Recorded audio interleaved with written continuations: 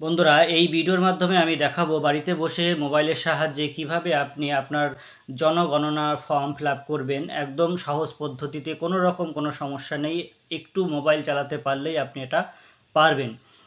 এছাড়া laptop, computer, desktop বা tab যে কোনো জিনিসের সাহায্যে কিন্তু আপনি এটা করতে পারবেন বাড়িতে বসেই। আপনি দেখে নিন যে কিভাবে এটা করতে হয়। বন্ধুরা, সবার প্রথমে আপনারা আপনাদের গুগল ক্রোমে চলে যাবেন মোবাইলের, তারপরে এখানে সার্চ করবেন যে সেন্সাস লিখলেই দেখবেন এরকম সেলফ এনুমারেশন অপশান চলে আসবে। সেটাকে আপনারা সেন্সাস এই সেলফ এনুমারেশন যে অপশানটা সেখানে ক্লিক করবেন। ক্লিক করলে এরকম একটা ইন্টারফেস খুলে যাবে আপনাদের সামনে। তখন আপনারা স্টেট সিলেক্ট করবেন। প্রথমে স্টেট একদম লাস্টের দিকে দেখবেন ওয়েস্ট বেঙ্গল রয়েছে, আপনারা একদম লাস্টে চলে যাবেন। ওয়েস্ট বেঙ্গলের থেকে যদি করে থাকেন লাস্টের অপশানটা সিলেক্ট করবেন। লাস্টের অপশান ঠিক করার পরে ওকে করতে হবে। ওকেতে টিক দেওয়ার পর আপনাদের আরেকটা নতুন অপশান খুলে যাবে, সেটা দেখুন কি আসছে। তারপরে আপনারা লিখবেন হচ্ছে পরিবারের হেড। এটা অবশ্যই সতর্কতার সঙ্গে দেবেন, এটা কিন্তু পরে পাল্টানো যাবে না। হেড একবারই সিলেক্ট করা যাবে, অর্থাৎ এই নামের স্পেলিংটা যেন ঠিকঠাক থাকে। পরিবারের হেডের দেওয়ার পরে দেখেন লেখা রয়েছে please enter the name of the head of the household correctly, once registered it can not be changed later. পরে কিন্তু চেঞ্জ করা যাবে না। যাই হোক, সাবধানে এটা দেবেন, সঠিক বানান যাতে হয়। এবং যিনি পরিবারের প্রধান তার নামটাই দেবেন।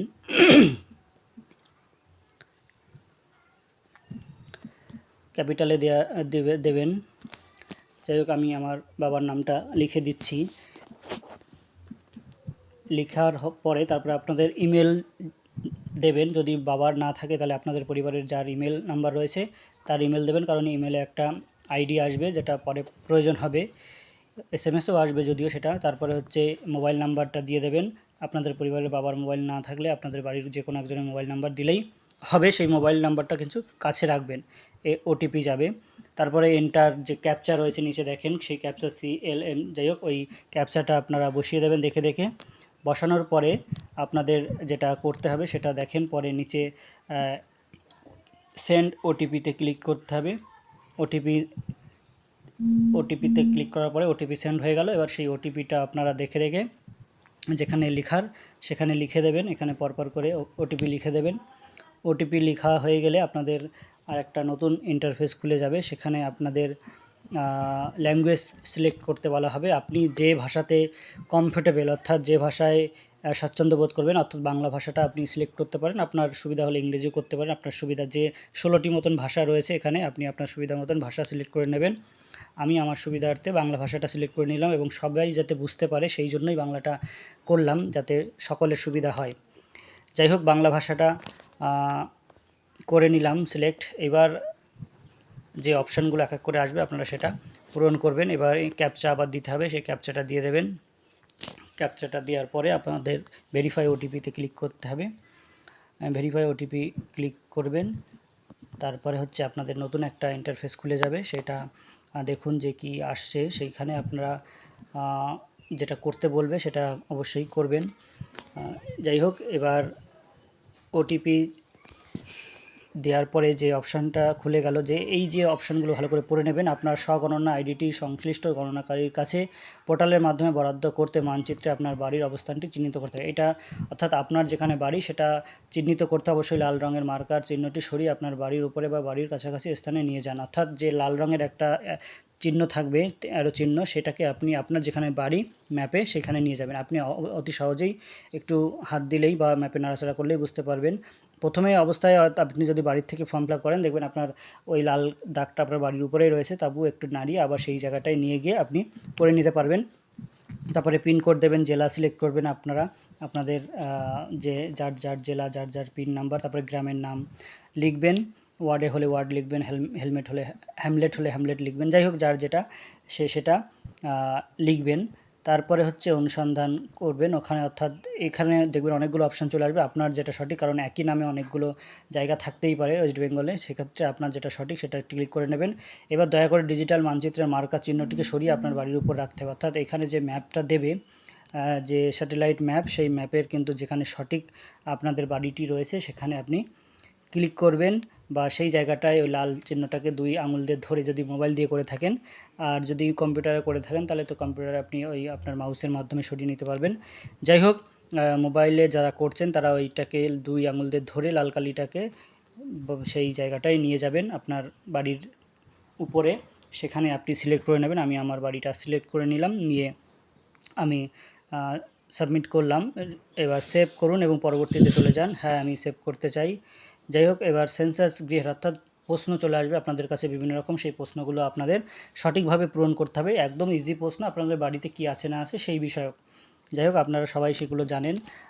যাই হোক, এখানে আপনারা লিখবেন যে আপনাদের সেন্সাস গৃহের মেঝের অর্থাৎ আপনাদের বাড়িটির মেঝে কী দিয়ে তৈরি, সেটা আপনারা আপনাদের সুবিধা যেটা, অর্থাৎ সুবিধা বলতে আপনাদের যেটা তৈরি সঠিক সেই সঠিক তথ্যটাই আপনারা কিন্তু দেবেন।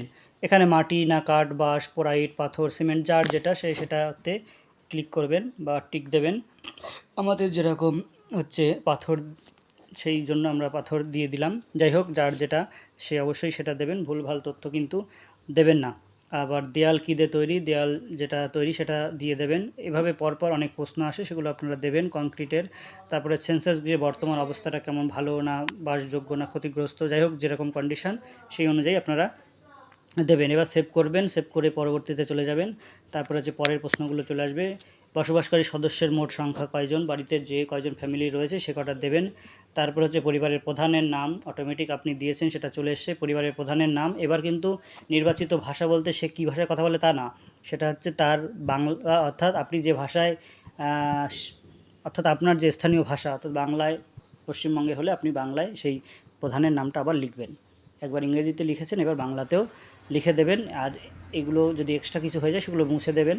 যাই হোক, নাম এবং টাইটেলটা লেখার পরে পরিবারের তিনি পুরুষ না মহিলা সেটা লিখে দেবেন। এবার টিক দেবেন। তারপরে তিনি কোন জাতির মধ্যে পড়েন, তপশিলি না উপজাতি না জেনারেল, সেটা টিক দেবেন। তারপরে মালিকানা নিজের বাড়ি না অন্যের বাড়ি সেগুলোতে ক্লিক করবেন। তারপরে কয়জন কয়টা বসবাসযোগ্য বাড়ি রয়েছে, মানে ঘর রয়েছে আর কি, এই ঘর বলতে রুমের সংখ্যা বোঝাচ্ছে, কয়জন দম্পতি রয়েছে বিবাহিত। তারপরে পানীয় জল কোথা থেকে পাই বা কোথা থেকে আনা হয় সেটা দেবেন। এখানে হচ্ছে আমি যেহেতু আমাদের হচ্ছে কিনা জল খেতে হয়, বাড়ির কলের জল ভালো না, তাই সেটা দিলাম প্যাক করা জল বা বোতলে কেনা জল।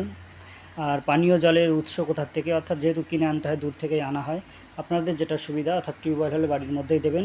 শৌচালয় আছে কি না সেটা দেবেন, কেমন ধরনের সেটাও দেবেন। সেপটিক ট্যাঙ্ক অনেকের বাড়িতে রয়েছে সেটা দেবেন। যার যে কন্ডিশনে রয়েছে সে সেই তথ্যগুলো ঠিকঠাকভাবে পূরণ করবেন।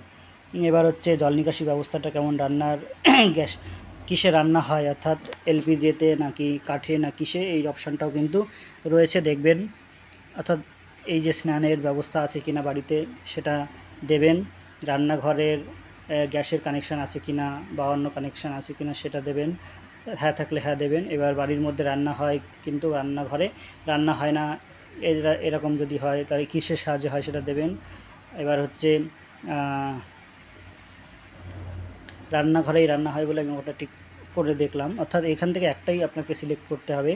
এবার রান্নায় ব্যবহৃত প্রধান জ্বালানিটা কি, যেহেতু আমাদের গ্যাস থাকলেও কাঠের জ্বালানিতেই আমাদের বেশি রান্না হয়, তাই কাঠের জ্বালানিটাই দেওয়া হলো। এবার হচ্ছে সেভ করুন এবং পরবর্তীতে চলে যান। এবার যেসব পরিসম্পদ পরিবারটি হেফাজতে রয়েছে সেগুলো কি কি রয়েছে, সেগুলো হচ্ছে রেডিও ট্রান্সমিটার আছে কি নেই সেটা থাকলে হ্যাঁ দেবেন। আর মোবাইল স্মার্টফোনে যেহেতু এটা হয় তাই স্মার্টফোন বা মোবাইল দিয়ে দিলাম।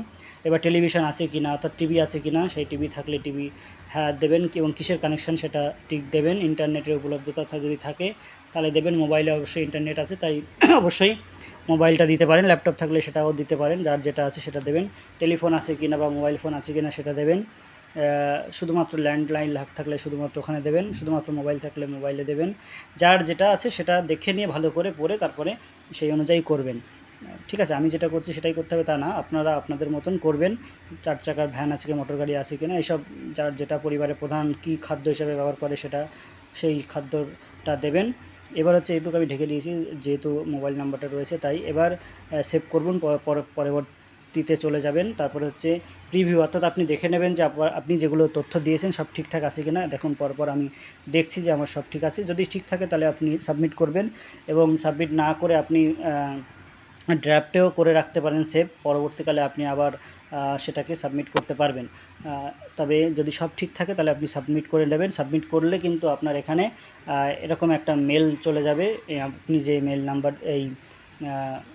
নাম্বার দিয়েছিলেন সেখানে, সেইটা কিন্তু অবশ্যই সেভ করে রাখবেন। যেটা কাজ সেটা হচ্ছে আপনি যে এই যে আইডিটা আপনি পেলেন, SMS-এ এসছে এবং আপনার মেলে এসছে, দেখবেন ওইটাকে কিন্তু সংরক্ষণ করে রাখবেন। যখন আপনার বাড়িতে এনুমারেটর যাবে অর্থাৎ গণনাকারী যাবে, তখন কিন্তু আপনার কাছে এটা চাইবে, যদি আপনি করে থাকেন তখন আপনি অবশ্যই ওনাকে এটা দেবেন, তাহলে কিন্তু আপনার গণনা সম্পন্ন হলো। আপনি যে নিজে অনলাইনে করেছেন তার মানে এই নয় যে আপনার এখানে শেষ, আপনার কিন্তু ওটা দিতে হবে।